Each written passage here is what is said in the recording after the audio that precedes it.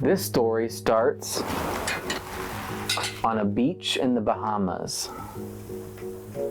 A little cocktail with the tiki umbrella sitting out of it, sipping on something good.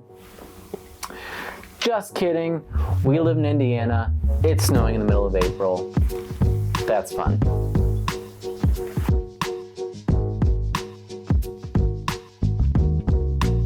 So if you're from Indiana at all in any way, shape, or form, you know weather is unpredictable here. Indiana literally looks at what it's supposed to be and says, we'll fit that in somewhere, but we're also going to fit in some snow. We're going to have you turn on the AC later in the day.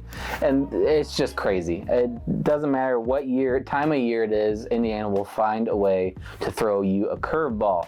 So, in a very non-cheesy, very impromptu, non-staged way, we're going to heat some stuff up. So today, we're going to take a shot of El Cucuy from Toms Brewing here in Fort Wayne, Indiana. And if you know anything about Toms, you know they have a rep for being very, very good. So the hype is real. I've been in and out of his establishment for quite some time. Got to talk to Tom Carpenter himself not too long ago. So yeah, looking forward to this. So I was going to do this whole thing outside and, you know, have a fun little time of doing a review, and it very quickly went from snowing to sleeting to pretty much raining right now. So we're gonna do this in here in the typical BCB office, and it'll be fun all the same. But anyways, so like I said, we're doing El Cucuy. Cue them beauty shots.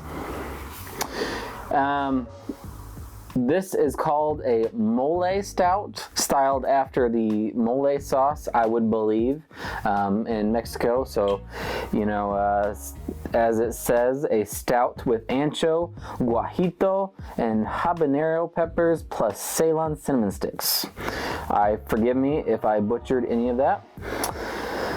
So, comes in 9.9 ABV. 16 fluid ounce can. Trying to think if there's anything else that you guys should know before we dive in, and I don't think so. So let's dive on in.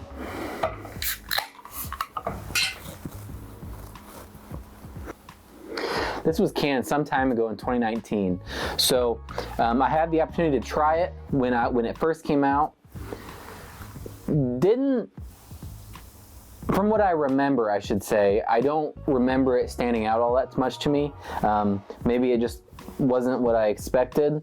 You know, looking at this can, I was expecting really something hot. And so let's try this again a couple months later. Maybe it's developed somehow. I'm not sure how spices sit over time. So we'll see if this turns into a spice bomb or falls off. Not entirely sure.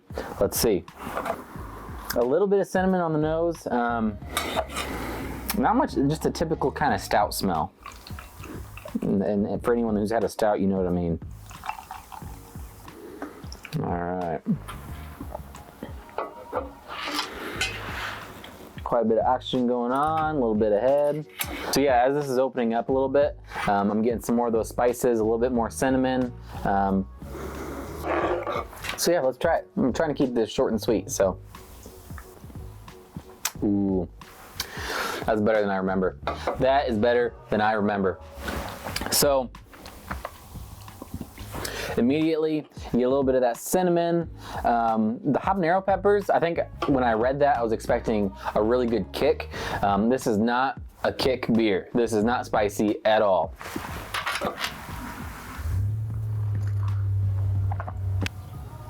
The more you play around with it, the more some of those flavors kind of meld together and come out. So definitely. So in the few reviews that I've done previously, I gave a number rated system, and well, I don't even know if I'd call it system. I've done like 3 videos with reviews. But I don't think that's a good way to go about things. I've been thinking about these videos a lot. I think these should be short, quick, to the point, and not comparative. Like, you know, I don't think, you know, you can compare one beer that I gave a 4.0 to, that I pulled the number out of nowhere, you know, just based on my subjective opinions at the time, and compare it to another beer that may have a lower or higher rating, because it's all subjective. You know, drinking beer is such a subjective experience that one guy may like it, another guy may not.